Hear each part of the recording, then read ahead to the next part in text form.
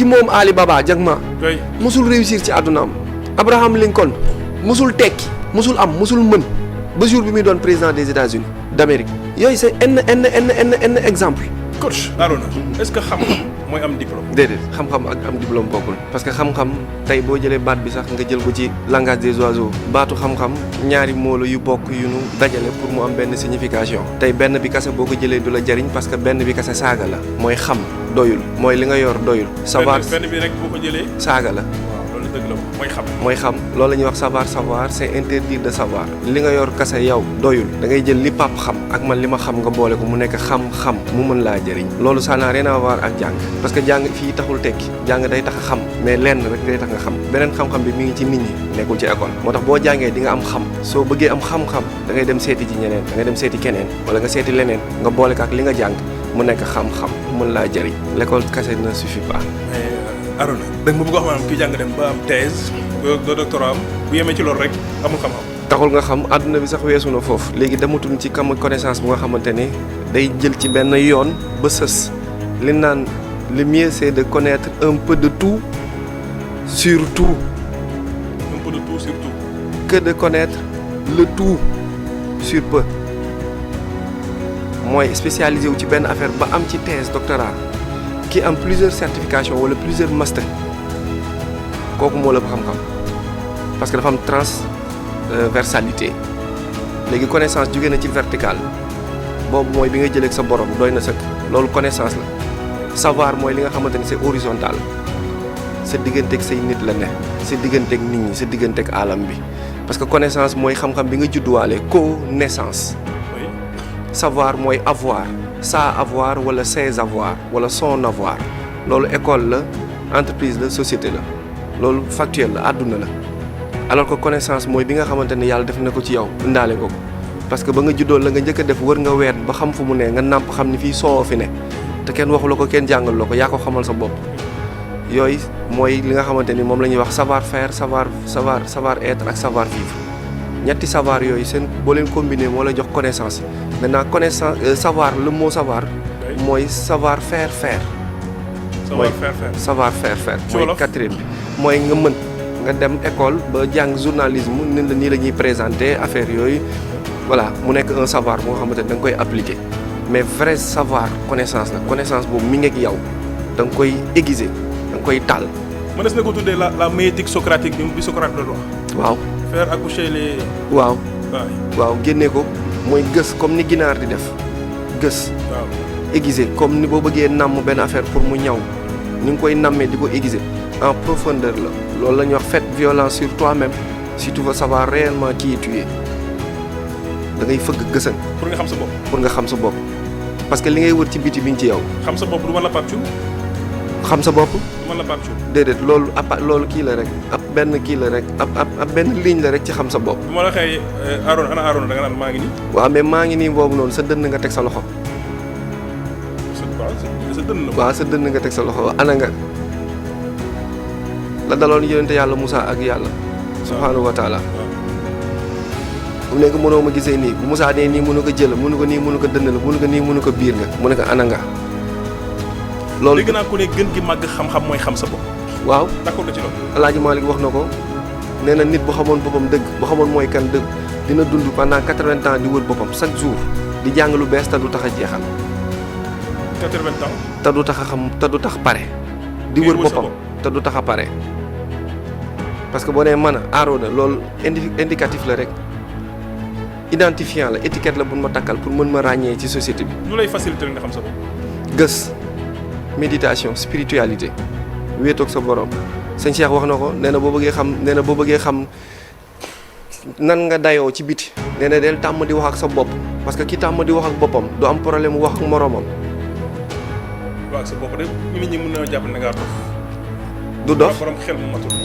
du dof boo wéetee foo toogee booy sangu boo nekkee ci douche yow kase di nga am kuy wax ak yow ci sa intérieur.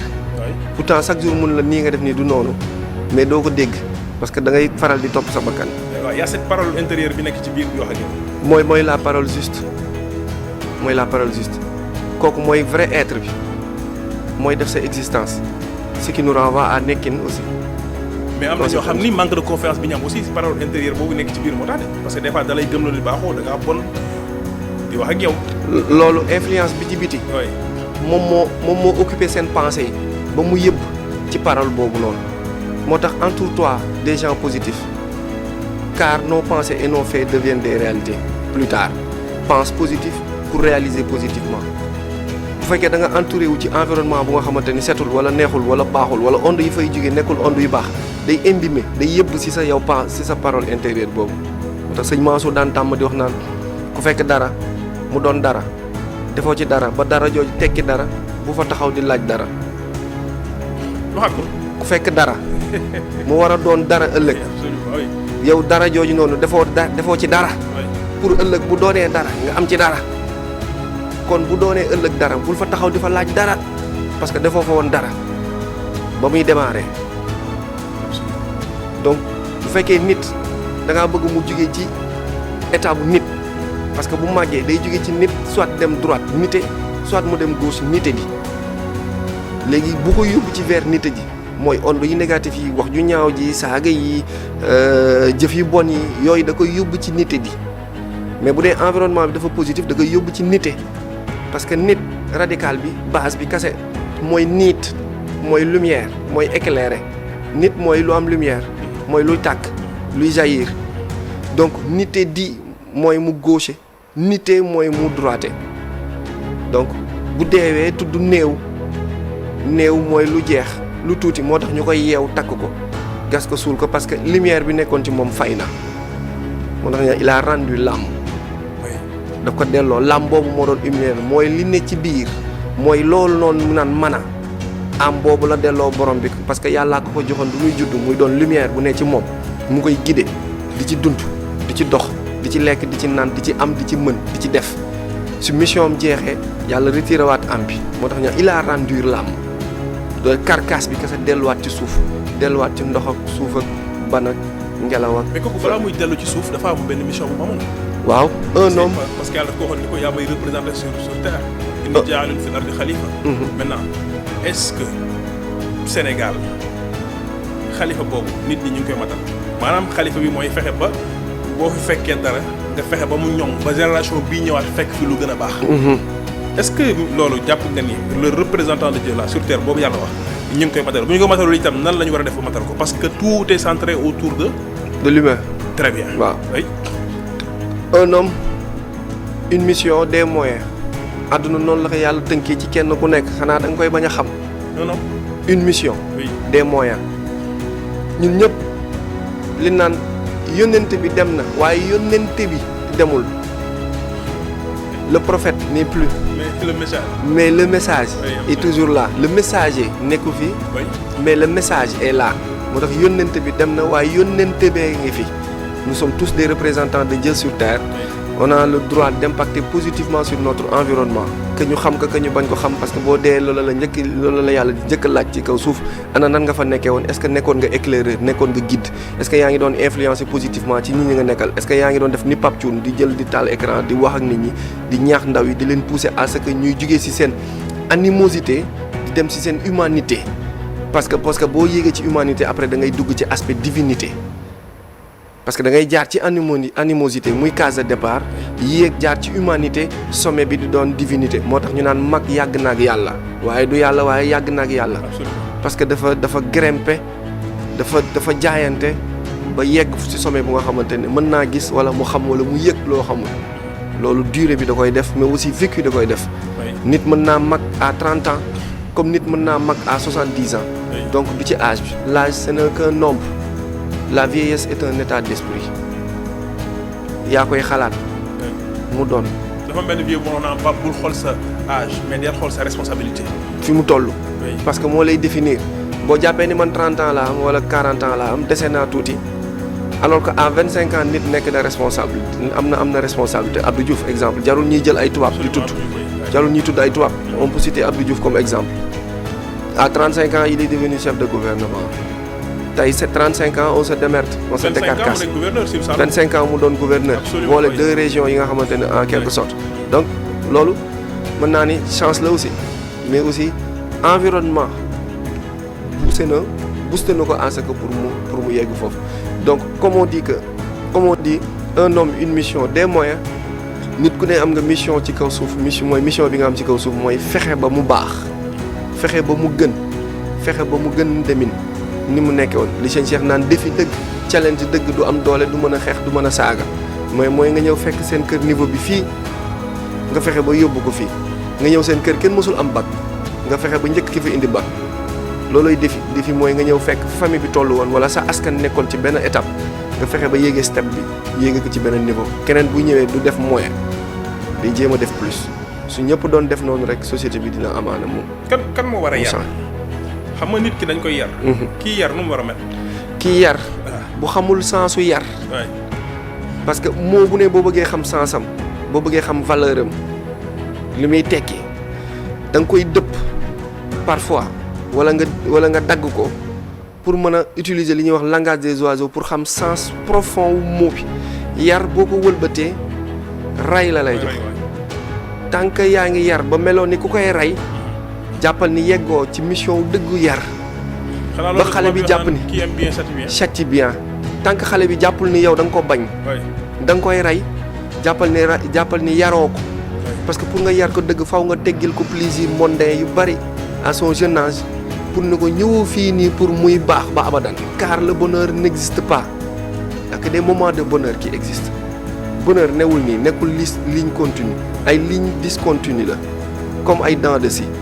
donc pour mu xam loolu da nga koy namm bi muy nekk xale dës ko bu baax pour que bu màggee mu mën a xam les interdits les biens du mal ak le vrai du faux pour que moom mën a ràññee pour xam ne kii yar nañ ko mais ki matul ki feesul mënul yar garab bu la sutul du la may ker bu dee yow sa waajur bu dee xale bi waajuram à 15 ans la yatam damm su amee doom bu am 16 ans dootul mën ci moom dara nit du joxe lu dul lu mu am mais bu fekkee yow yar nañ la ba 35 ans 40 ans comme son excellence Diomaye mi dem ba mu am waajuram nekk président de la République à 40 et quelque ans papam naan ko bul def lii bàyyi lii muy def kooku mën na jur doom bu am 40 ans di ko yar mais bu dee yow ba nga amee 15 ans lan la noppee yar soo amee doom bu am 16 ans mënoo ko yar te malheureusement nag léegi dañoo gis ci ay parents yu démissionné yu bàyyi yu lâché complètement ñooñu seeni doom adolescence yi mënul leen dara xale yooyu aussi seeni doom yi am 12 ans yi duñ leen mënal dara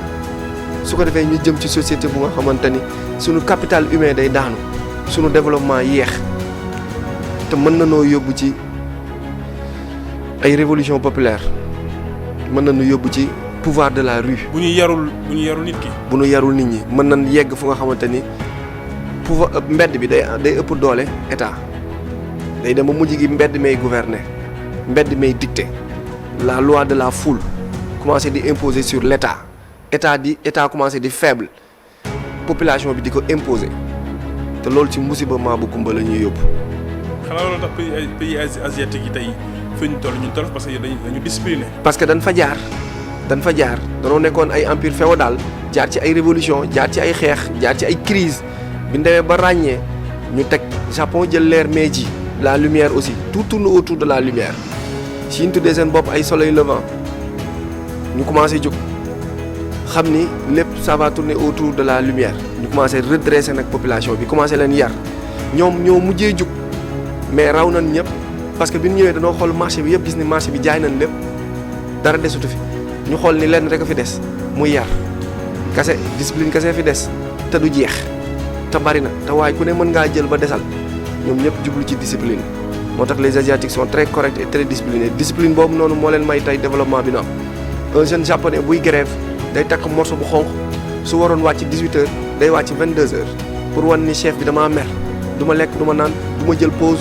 du ma teel a wàcc ñun fii bu ñuy grève du ñu xëy même bu dee hôpital du ñu xëy pour wane ne da nga grève da ngay mer ñoom contraire bi la waaw ici on travaille pour vivre ñoom ils vivent pour travailler yooyu yëpp c'est des concepts yi nga xamante ni dañ ko def ci ñoom ci ay tàggat ci ay formation ci yar ba nu yegg foofu ñun ñi ngi def le contraire moo tax bu ñu deful nag fii ak ay at ay bés yu yàggul su état bi dawul gaaw ci service militaire najul xale yi deful répression ci yenn réseaux sociaux yi ci ñi war a wax ñi warta wax li ñu war a wax li ñu warta wax mooy message bi dinañ yegg fu nga xamante ni ci ay soulèvement lay jur wala ay musiba yu nga xamante ni population bi moo koy teg état bi parce que 50% de la population sénégalaise amuñu 20 ans 50% yi amuñu 20 9 millions de sénégalais 9 millions de sénégalais moins de 19 ans la ñu am 9 millions nga jël 80% de la population sénégalaise entre 1980 et aujourd'hui lañ judd donc ñooñu bu fekkee amoo benn politique amoo benn sañ-sañ amoo benn yar ci seen kaw force la bu nga xamante ni bu nu dalee daw fenn bu nu jugee dal fenn mën na def musiba. école dafay defar. waaye day yàq. est-ce que am nañ école. amaguñ ko. lu tax. danoo importer li ñuy jàng. dañ ko importer. waaw li ñuy jàng 80% li ñu jàng dañ koy importer. du lu nu moom. yow jàngalekat nga war nga jéem a. waaw du lu ñu moom. je te donne un exemple li wane danoo importer. damay jàngale histoire. am naa classe seconde. am na benn leçon bu tudd l'Afrique berceau de l'humanité. su ma ñëwee ci leçon boobu am na ñetti thèse yi may jàngal xale yi pour wan leen fi nit jugee dafa am benn thèse bu ñuy wax traditionnel mooy ñi nga xamante ni ay polythéistes la. am thèse mais boobu amul problème man yow mën naa weddi mais am na yeneen ñaari thèse benn thèse bi la ñuy wax thèse fixiste biblique ou coranique c'est fixe mais thèse bi gën a garaaw c'est scientifique évolutionniste Darwin moo ko wax. nee na nit ci sax ci luy raam. ci primate ci hominidé ba homme la jógee bi maanaam bi gàttal nit ci golo la jógee. du koy jàng dina ko gëmloo loolu thèse boobu day weddi ni yàlla ni day weddi thèse bi ni yàlla fi yàlla waxee maa bind Adama ak Awa. waaw te Darwin moom dafa ci golo la jógee. ci golo la jógee te pourtant ñi ngi koy jàng Darwin doomu Angleterre la. n'a rien à voir ak sunu religion ak sunu société ak sunu culture ak sunu continent bokkuñ dara te pourtant ñi ngi koy jàng te man aw ma droit bañ leen ko jàngal par force dama leen koy jàngal parce que état du Sénégal moo ne ma naa leen ko jàngal. dama leen koy jàngal ba pare ni leen nag jàng leen ko pour xam ko mais bu leen ko jàng pour gëm ko. yow loolu nga leen di wax. waaw. bu leen ko jàngalee ba pare. dama leen koy jàng ba pare ni bu leen ko gëm jàng leen ko pour xam ko. parce que contradictoire. waaw mais bu fekkee jàngalekat bi moom missionnaire la. mooy premier soldat de la nation mooy former ëllëg ñi war a jëriñ réew mi bu dee man damay jàngale li nga xamante ni amaana damay former ñi nga xamante ni ëllëg dañuy contribuer ci li yàq réew mi man sama jàngale bi des na waruma yam dong ci li nga xamante ni moom la ma école bi jox pour ma jox leen ko naa jël ci ay motivation ci confiance en soi ci leneen ak leneen dolli leen ko jox ko xale yi mën ko yóbbuwaale mu bañ a doon école bi kese parce que école bi moomuñu ko du suñu école. dañ ko importer dañu koo jox la ñuy jàngaleeg ni ñu koy jàngaleeg lépp dañu koo jox. tubaab yi ni jàngale façon bi ni jàngale tubaab bi pare nañ ci toogum banc prof bi taxaw kii moyenne 12 la am kii moo jël premier kii moo jël ndaare tubaab bi jógee nañ ci loolu. ñoom de coppiku yu bari indi nañ ko seen école ñun moom ñu lànk ñun ba léegi ñu ngi ci loolu noonu. te ñoom ñoo ñu bàyyi ak école boobu ak làkk bi nga xamante ne làkkum jàmbur la du suñu làkk. suñu làkk ñun olof mandeng pulaar soninke séeréer. Cheikh Anta doon na ko xeex. moom la moo tax ñu war a delluwaat ca moom. Cheikh Anta xeex na ko ba sonn. waaw moom lañ woon dañoo war a delluwaat ca moom la mu fa bindoon la mu fi bàyyi ñu gës ko génnee ko teg ay club monté ay club Cheikh Anta Diop ci école yëpp ci réew mi yëpp déema jëlaat ay jàngaleem jarul ñuy sori ay kunkaati ma ne ngi fi. oui culture du travail de Cheikh Ibra Fall mi ngi fi. absolument El Hadj Malick jàngale na Serigne Touba jàngale na jarul ñuy jàng ay Kant Emmanuel Kant jarul ñuy jàng ay Pythagore ki Thalès bu ñu xamee ni Pythagore ak Thalès Alexandrie Égypte lañ dem taal bibliothèque ba jël livre ya fa nekk changé tur yi def ci seen tur yóbbu ko empire grec ni ñoom ñoo ko bind te yàlla xam na ni bindul ko Égypte mooy humanité léegi ñu ñëw tey diñu jàngal Thérèse ak Pythagore diñu gëmloo ni la science est hellène et blanche alors que la science n'a jamais été blanche. loolu la ñu xamal moom la science elle est noire. absolument parce que lépp ci ñuul lay jóge ñuul mooy concentration wu lépp. ñuul waaw boo jëloon siwo tey. siwo peinture. ma jaxase peinture yëpp su ma ko mélangé day ñuul.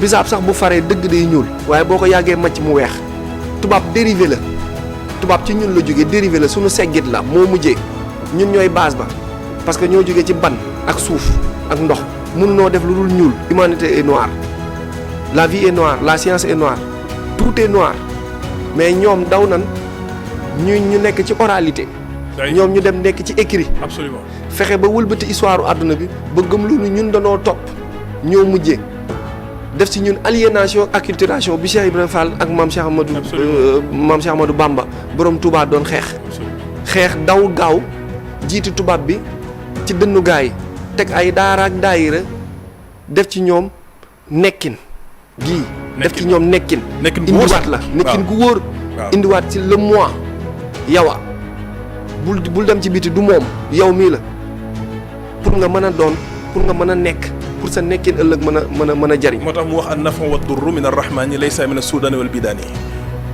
et puis mu wax ni tamit gëneel nekkul ci der. du ci der weex wala ci. du ci der bu ñuul mais intérieur ba la sénégalais français moo gën a mën naa ni set. ci làkk ndax olof bi da ciy feeñ.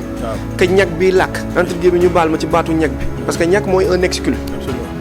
mais sénégalais moo gën a sori français ci jikko moo ko gën a jege ci làkk mais moo ko gën a sori ci jikko dañuy bokk kaasu ataaya kaasu café boolu ceeb ñooy bokk ndab. ñooy jàpp ñooy téye ñooy demalante ngénte takk ñoo gën a africanisé wu que ñee seen aliénation ak seen acculturation dafa bëri doole parce que amul woon ay résistance yu nga xamante ni xeex nañ ci côté boobu muy la résistance culturelle moo tax l'Afrique a besoin d'une résistance d'une révolution culturelle. Une révolution culturelle. Culturelle. On n'a pas besoin des armes wala de la mentalité am nañ ko on a la science la mentalité on a tout. Absolument. On a juste besoin d'une révolution culturelle juste pour faire développer l'Afrique juste ça. jàpp na amul benn complexe d'infériorité boo xam ne moo am ba fi ñu toll ni ñu toll fi. am na ba tey xale yi bu ñu gisee tubaab dañ koy topp naan ko tubaab téye der bi di xool di raay téye karaw gi xool bëti naan xool bëti dafa bëla xool bëti dafa verte téye karaw gi di xëcc tubaab bi dafa la nëbb nii la dafa émerveillé wu ci yow mi ngi naan les cheveux crépus mi ngi xool sa teint bi mi ngi xool say bët say lèvres ni mu yaatoo mi ngi xool sa bakkan mi ngi la ñee mais moom dafa am capacité wu retenir rek nëbb la ko yow amoo capacité wu retenir boobu won ko ko. mais loolu du dëggal li Senghor doon wax ni la raison est. Hélène l'émotion est. nègre. ay pourtant il a raison. il a raison. modification bi la daf ñoo trompé ñi ko moo tax qui traduit trahi. ay qui traduit trahi Senghor mosuñoo xas. xasuñu daf déedéet du woon xas de daf ñoo junju danoo déggul woon fi mu doon waxee xam nga boo ko tekkee littéralement boo nee la raison est Hélène. ay mooy lépp luy xam-xam lépp luy xalaat tubaab la émotion lépp luy fit nag fët nit ku ñuul la nga gis ne nit ku ñuul la émotion rek lay demee moom day xët rek du xalaat xam nga lan mooy différence bi ak lan la Senghor doon waxee foofu noonu. lan la doon waxee. tubaab day xalaat day utiliser la raison pour jëf. waaw nous on utilise les sens. pour Les agir sens. pour agir. waaw nous on utilise l'intérieur pour toucher la matière ñoom ils utilisent la raison pour toucher te yàlla nekkul ci raison yàlla dépassé na raison Dieu est dans le dévoilement. yàlla dépassé na raison. waaw Dieu est dans le dévoilement là où il y a pas le verbe c'est le sens la sensation sensibilité donc l'émotion est nègre on est plus spirituel que les blancs on est plus profond définition bi dama nga soo dégg. waaw on est plus parce que profond gars yi dañu jàpp ne daf ñu doon xas quoi. déedéet xasunu de daf ne doon intérieurement le noir peut à partir du toucher nii Oui. le noir peut connaître l'objet sans même le verbe alors que le tubaab moom danaan la non nii couleur noire bët fii taille nii nangam sangam pour utiliser la raison absolument. alors que chez Dieu il y a pas de raison parce que Dieu dépasse la raison oui là c'est vrai. Dieu est dans le sens dans la connaissance Dieu est dans le micro à l'intérieur et foofu c'est les émotions c'est la foi qui détermine la foi. c'est au-delà de la raison donc on est loin très loin en termes de connaissance ak yëg-yëg ñun ak tubaab bi oui la raison est Hélène kay oui l'émotion est nègre et on est fier moo tax on chante on danse oui. on crie ba pare on sourit Ouais, c'est clair. malgré les problèmes on est là ñoom avec tous les moyens qu'ils ont chaque 6 mois ñu jël vacances wër nañ il yëpp fu ne dem nañ fa sa àdduna bi mais ils n'ont pas cette gaieté là nous on est entre Thiès Dakar Pikine dans des saquettes ay barak ay tifa Absolument. mais on est très heureux bu 13h jotee ñu teg boolu ceeb bi. bokk téye waxtaan teg ataaya tey sax ñu teg bokk ñu di ñëpp. ree waaw di ree rek parce que reetaan boobu moo ñuy dimbali mooy tax ñuy dem suñu humanité mooy tax ñu mën a nekk ñoom ñàkk reetaan boobu moo tax soo demee seen pharmacie ay antidépresseurs rek nga fay fekk médicaments yi nga xamante ni day wàcc ñoo gaaw ci dof ñoo gaaw ci xaru ñoo gaaw ci dóor fetalu bopp absolument parce que xamuñu ki ñu doon absolument seen nekkin dafa des ñun suñu nekkin dafa am suñu nekkin. dafa am Oui. on peut en profondeur on peut se retourner contre nous pour savoir réellement qui nous sommes Absolument. moo tax na ñuy moytu stress baaxul te stress baaxul. day yee feebar da lay rey. le Serigne Cheikh Maktoum nee na yonent bi daraan ñaan ne yàlla nga ma musal ci stress yàlla nga ma musal ci anxiété yàlla nga ma musal ci incompétence. ay incompétence yonent bi daraan ñaan loolu xam nga dafa doon ñaan li nga wax nii da doon ñaan yàlla musal ko ci stress moo tax li nga wax dëgg bu wér la. yooyu yëpp baaxul yooyu yëpp day wàññi vitesse su nit ki day tax nit ki du am benn confiance en soi te confiance en soi boobu noonu boo ko pertee sa existence day des parce que da ngay jàpp ni il faut keneen ki pour nga dem. munoo dund yow ci loolu laa bëggoon dugg sax. waaw parce que tey dama bëggoon waxtaan ci confiance en soi. mais parce que on en parle tout le temps confiance en soi des fois nit wala ni la coach man dama amatuma confiance ci sama bopp mais lan mooy waral loolu lan mooy confiance en soi bu fekkee da nga dem ba amatoo confiance nan ngay defaat ba am ko la confiance en soi. parce que confiance boobu noonu. oui da nga jàpp ni ci keneen la nekk wala da nga jàpp ni ci feneen nga koy jëlee. oui bu fekkee comprendre nga ni connaissance nekkul ci biti ci yow la ne kon kay confiance boobu mi ngi ci yow parce que connaissance aussi on utilise le langage des oiseaux mooy connaissance. tu es né avec donc looy wuti ci biti mi ngi ci yow tout ce qui est dans le macro et dans le micro Dieu a résumé lu amul frontière dugal ko ci biir lu am frontière muy ruux amul limite amul frontière c'est le macro c'est la cosmologie ça dépasse la cosmologie même yàlla wutal ko limite diggante fii ba fii tëj ko ci biir kon yow la kan ba am dayo bu toll ni yàlla jël lu amul limite dugal ko ci sa jëmm ji te boo deewee dem nekk suuf ak ndox kon ana nga yow la kan mooy nit mooy lumière boobu noonu mooy connaissance boobu noonu mi ngi ak yow dañ koy gës yee ko wala nga woo pap wax la yaay kan mu génn. d'où l'importance suñu gir yooyu bu ñu daan topp ñu daan xare. moo tax géwal mooy ku ñu daan géewal. dañ leen daan géewal ay noble lan woon dañ leen daan géewal ñuy wax lu baax di la haranguer di la booster di génnee le discours bi la war a def yow jàmbaar ak xare bi nga war a doon parce que par le verbe par le discours on peut faire tomber une nation comme on peut construire une nation. Absolument. Hitler c'est par le verbe qu'il a si regroupé tous les Allemands ci benn idéologie Mein Kampf mon combat pour dem en guerre ñëpp topp ko bu naan xaay ñëpp yuux Mandela Luther King Malcolm X ñoom ñëpp c'est par le verbe qu'ils ont pu. Dieu n'a communiqué qu'à travers le verbe aussi.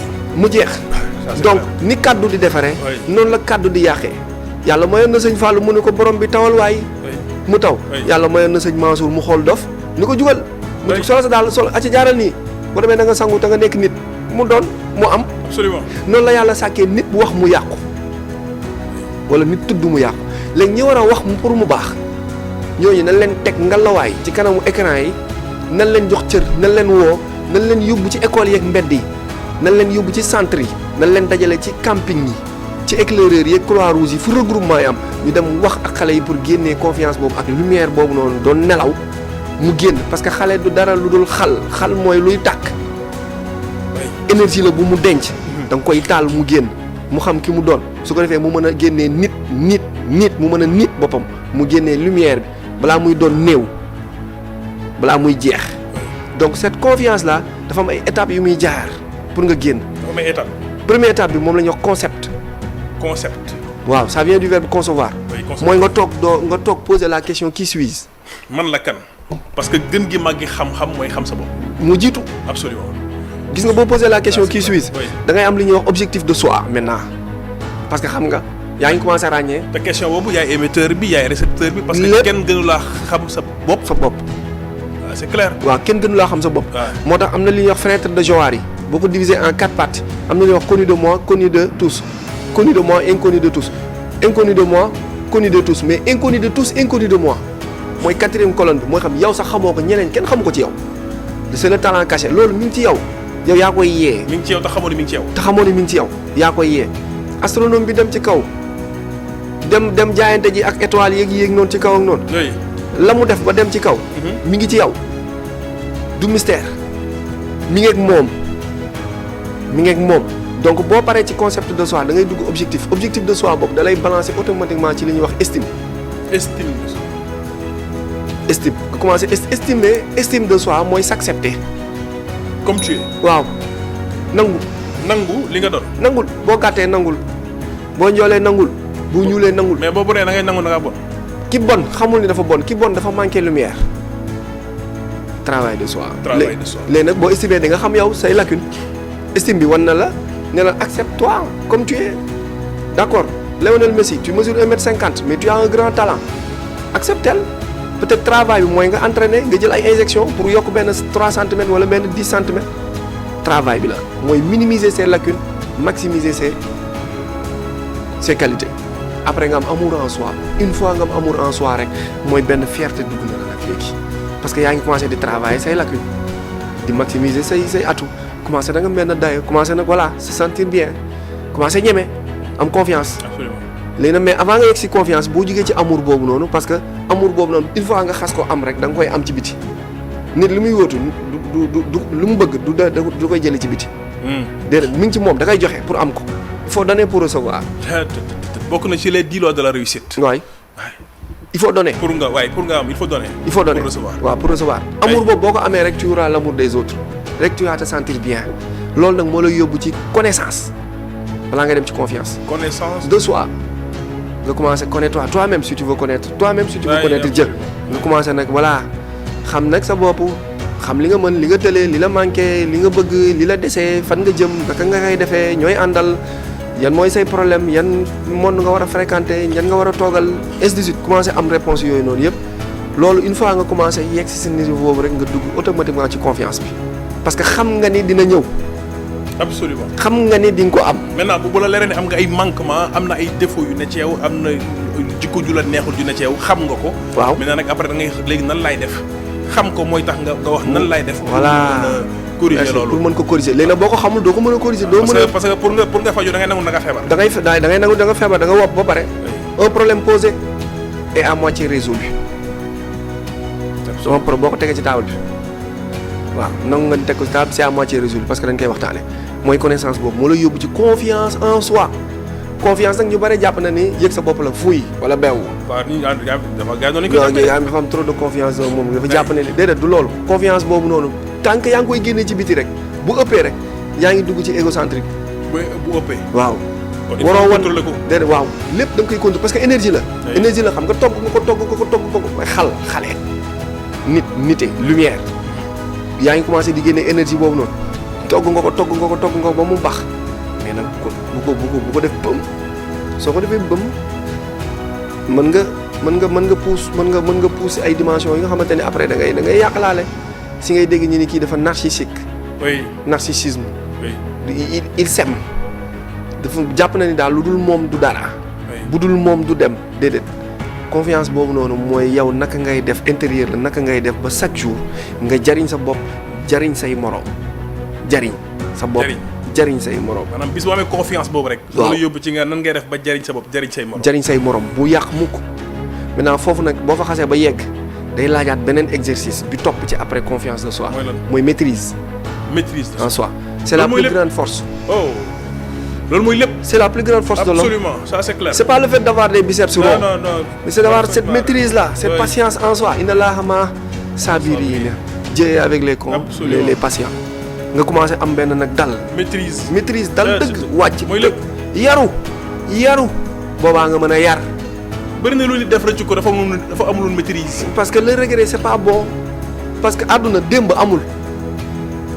oui suba amul. oui tey moo am. Mamada Fata wal mu amalu ghaybun fa laka saatu lati anta fiha le prophète moo ko wax. nee na démb amul weesu na ëllëg kumpa la ñëwagul. tey moo am à présent tey moo am. parfaitement raison oui. bu regretté li nga regretté mi ngi démb te yàlla mënul yow sa baax ak sa rafetaay mënoo tax yàlla arrière temps bi de. déedéet absolument ban delluwaat jeudi. oui pour nga rectifier waat. oui samedi nga jëm dimanche lundi nga jëm mënoo ci dara. ça c'est clair. démb jeex na donc loolu noonu regret boobu noonu bul ci dugg bul ci ne parce que boo ci nekkee rek da ngay commencer di am benn introspection booy def sa biir mu commencer di la créer ay lacunes nga commencer di am ay mettitlu commencer di regretter naan waaye su ma yëgoon weesu na. mais des fois nga am des fois nga am démb boo xam ni du la neex nga am yoo xam ne def nga ko mais nga regretter ko. waaw léegi maintenant qu'est-ce que tu dois faire. lan nga war a def. pour réussir le lendemain. non li la weesu. waaw mu metti ci yow nga mënut a jóge sa xel am na ñoo xam ni li leen téye ba mënuñu dem fenn mooy dafa am lu ñu defoon. loolu mënu fexe ba jóge seen xel le passé. xanaa xam pour refaire le lendemain. oui il faut se référer sur hier. c'est hier qui fait demain. mooy yow xam nga ni démb. oui defoon nga nekkoon nga. regretté nga amoon nga ay lacunes. boo jugul ci loolu noonu boo jugul bàyyi démb ñëw ci tey fa ngay nekkaat ba suba fekkaat la fa doo dem. il faut nga jugal bàyyi il faut nga génn sa zone de confort. jeex na bàyyi nattu boobu noonu xamal ni dund nga ko pare jeex na bàyyi ko bul fa nekk naan savoir se pardonner quoi. savoir se pardonner et faire violence sur soi. jóge ci zone de confort boobu noonu jug xam ne weesu na mais rayu la du gàcce taxul nga dee jugal nga liggéey pour que suba mu bañ a ñaaw wala mu bañ a topp wala erreur démb boobu topp sa vie bi yépp présent synonyme mu cadeau la. présent. un cadeau. oui. oui. en français. oui. un cadeau c'est un. oui là c'est clair. le cadeau c'est un présent. oui si. mooy benn mot la ñoo bokk signification. cadeau la quoi le présent cadeau la. cadeau la. cadeau la. oui. comme écran ni mu nekkee barrière. comme écran. oui. ni mu nekkee barrière. oui. écran mooy looy seetaan looy jàkkaarloo mu lay wan. écran day nekk barrière aussi en même temps parce que mën nañ jàllale ci écran bi lu nga xamante ni du la jariñ. écran barrière. barrière la man je suis gardien de but xam naa ni léegi mënatuma ko football naa nawetaan. oui. su ma daan defar barrage waaw. dama naan mur bi nan def écran ci tireur bi mooy ñu empêché ko moom mur bi may teg nan ko empêché moom mu gis camp yi. absolument. moo tax télé écran waaw. day jouer rôle lu jàngale wan la comme day jouer rôle lu yàq. télé ça dépend ca kay toog ca télé ba day wax ak suñu réseaux sociaux yi ñuy wax lan la ñuy wax lu nga xamante ni day defar wala da lay def écran da lay muur dëgg ba doo gis da lay yàqal. mirage la quoi. mirage la moo tax bu regretter weesu na jugal nga dem benn avocate française daf na plaider benn kii mu ni mu taxaw ni juge bi mu ni ko kii il a 40 et quelques années 40 ans yëpp mosuñu ko indi tribunal ça veut dire que mi ngi doon dund di def lu baax. oui absolument. benn 5 minutes mu def erreur est-ce que da ngeen koy àtte ci 5 minutes boobu noonu tëj ko yàq addunaam yëpp léegi 39 ans 364 jours yi mu dundoon 23 heures yi mu dundoon ci lu baax est-ce que 5 minutes de njuumte de erreur de bonne bi mu def nii day yàq les 39 ans yi mu jot a dund. tët saa yi. yaa ngi wax Sénégal da ngay nekk ci écran yi di wax lu baax ba benn jour nga juum ñu fàtte lu baax yëpp. ñu jël benn 5 minutes boobu noonu. benn boobu rek. remplacer ko 10 ans de service yi nga defal à cette nation. à ce peuple. au milliers de jeunes que tu as formés. ñu jël benn 5 minutes ñu décrédibiliser toute ta vie. benn 5 minutes yàq ay non. ñu décrédibiliser toute ta life toute ta vie. ci benn 5 minutes bu nga xamante ni def nga 5 ans de bonheur de bien 500 personnes yoo formé yu nga xamante ils sont devenus de voilà. nga jël 5 minutes tout ñu yàq ko ki koy def kan la dafa amul mënul xamul yéenewu la ko bëggu la. méchanceté boobu nekk ci moom. partie obscurité bi moo dominé partie éclairée bi. kooku dañ ko war a dimbali. déedéet soxorul ki soxor xamul dafa soxor ki bon xamul dafa bon. dafa am lu mu manqué amul attachement parental amul soutien familial amul choix amul amour amul confiance en soi amul vie bu confort amul ku muy waxtaanal wala amul sax plateau télé bi Pape Thioune am pour extérioriser moom xam-xam bi mu am amul fu mu meree la ko mu jéppee la ko. absolument. da nga ko war a dimbali je donne exemple la fois passée je l'ai dit. ma ne entre guillemets même Mia Guissé elle mérite d'être écoutée. elle mérite d'être écoutée gis nga terme yi muy bind ak expression yi muy wax. yi muy bind day tontu. day tontu dafa ne di génnee li ne ci moom lu koy ante di ko taal. mais insensé qui pense que je ne suis pas toi quand je parle de moi je parle de toi. waaw mais nit ñi li leen naqari.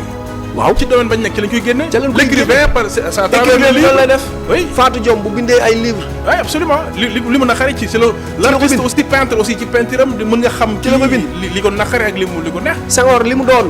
la doon bind. la doon wax. oui Alaaji Maalik la mu bëggoon la ñu doon jàngal. Sëñ Tuubaa la mu bëggoon ñu doon ko la doon wax. te moom lu baax la bëggoon moo tax lu baax la bind.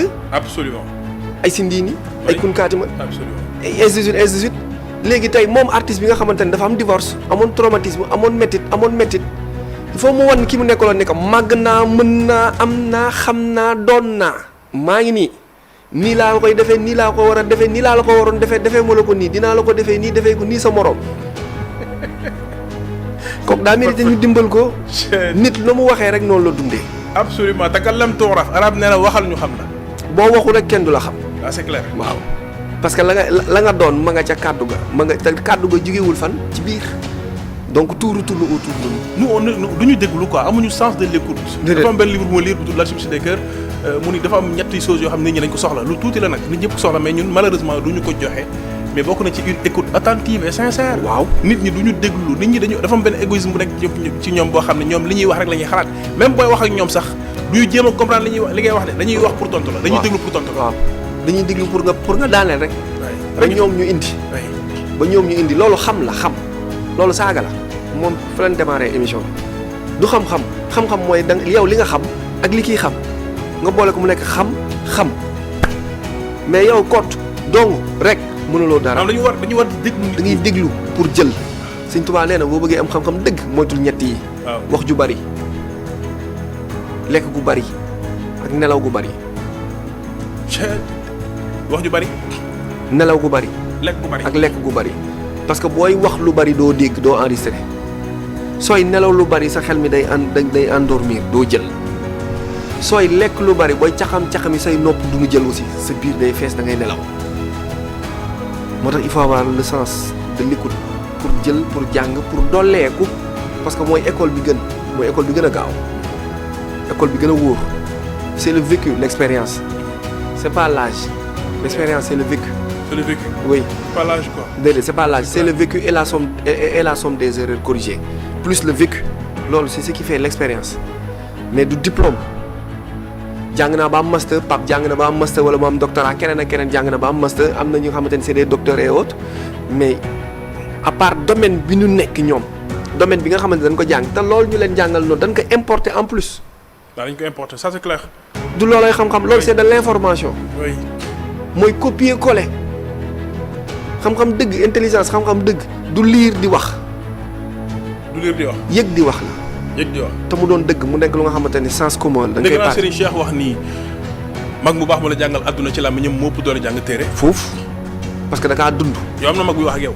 sama papa sama cheikh. man sama papa. waaw j'ai deux pères le père biologique ak le père spirituel ñoom ñaar ñëpp c'est des sages ba pare âgé de plus de 70 ans. Qui il a été ancien directeur génie militaire du Sénégal. Il a fait toutes les grandes écoles militaires. Presque tous les continents, tous les pays. ñëw wax la nit. Mon père il a fait bët Sénégal. Les premiers ingénieurs agronomes yi alimentent yu installé culture maraîchère en quelque sorte en Afrique occidentale. Qui a porté le Guana ak le plan Sénégal le Guana Prodac ak le plan REVA. ñooñu bu fekkee dama am ci kii plus école bi may jël ak Pikine ba ma dëkk ak waalo nga ma doon damay am chance am fii parce que Pikine rek école la da ngay xëy di gis di dégg ba ngoon di daj ba ngoon nga boole loolu ak xale yi nga xam ne damay xëy di jàkkaarloog ñu am entre 14 ba 25 ans ñooñu laay xëy di jàkkaarloog mooy ñi nga xam ne dañoo toll ci buntu àdduna di wut di fëgg nga leen di jàppale ñii ñu violé leen ñu nëbb ko ñii ñu amoon problème yow la ñuy yaakaar yow lañ koy wax ñii maam ba ma am 4 ans lan moo ko defoon kii naan la 9 ans kii naan la 15 ans kii naan la sama papa lii kii naan la sama yaay lii kii naan la sunu kër lii kii naan la lii ma la wax nii su ma ko waxee sunu kër tas. kii laa bëgg nga éclairer ko kii toog di la déglu nii ndaw la mbir yi def métti na ci côté am na ambition yu mu bëgg réaliser mais loxoom jotul digg gannaawam boo ko doon ñaax pour mu gëm ni lu mu métti dina baax loo koy wax. bu mu sàcc bu mu fen bu mu wor ba pare. bu mu tooñ ba pare parce que yooyu bàkkaar yi gën a rëy bu mu def yooyu ba pare su teggee yooyu ci moom ba pare na gëm ni moom la du keneen ku dul moom dong la du keneen bu mu gëm ni keneen la moom kottu dong parce que yàlla wan nañu ay exemple yu dul jeex ki créé 7up 7 fois la échoué dans sa vie moo tax mu tuddee boisson bi 7e saut 7up ki moom Ali Baba Jack Ma musul réussir ci àddunaam Abraham Lincoln musul tekki musul am musul mën ba jour bi muy doon président des États-Unis d'Amérique yooyu c'est n exemple jarul sax ngay dem ci ñoom seen Touba ak Alaaji Maalik li nga xamante ne amul woon sax yére yu ñu sol te pourtant tey ñi ngi doon ba tey lan lan gëmoon lan lan nekk ci lan lan nekkoon ba gëm mooy confiance en soi gëm-gëm boobu noonu ni tôt ou tard man la ñoom yow daal xëyal di ci nekk chaque jour bu dee da ngay xëy taxaw ci arrêt bi xëyal taxaw ci arrêt bi bu dee da ngay xëy jaayante ji xëyal jaayante ji bul mës a wor sa morom koo gis yéene ko jàmm koo gis yéene ko respect koo gis jox ko cër yàlla dina ñëw te comme moo la sàkk moo la wàccee moom moo yor sa wërsëg moom dina ko awale ci nit sa wërsëg nga jot ci balaa ngaa faatu. jërëjëf loolu ma nekk kàddu gu mujj. di nuyu di la gërëm. di ñaan yàlla suñuy kàddu parce que danoo bokk lii ñuy def nii maag yow am na ñu bari ñu koy def Sénégal mais yàlla boole nañu mën ak yow ñuy jubaloo ñu ñaan yàlla suñuy kàddu mu wër 14 régions yëpp. waaw le capital humain ak le programme Nité bi président Diomaye installé ci programme ñun ñu bokk ci ñi nga xamante ni fii ak 5 ans 10 ans dinañ toog nii bi Sénégal soxlaa parce que kii dootu ne plus patriote que nous. ce qu'on est en train de faire là. bi Sénégal soxlaa kenn fekk nu ci gënoo jug ci li nu am ñu jël ko parce que loolay am bu njëkk mooy yow li nga xam mooy am bu njëkk joxe ko mooy éclairer la société et la population sénégalaise et la jeunesse ba mu am benn dayoo.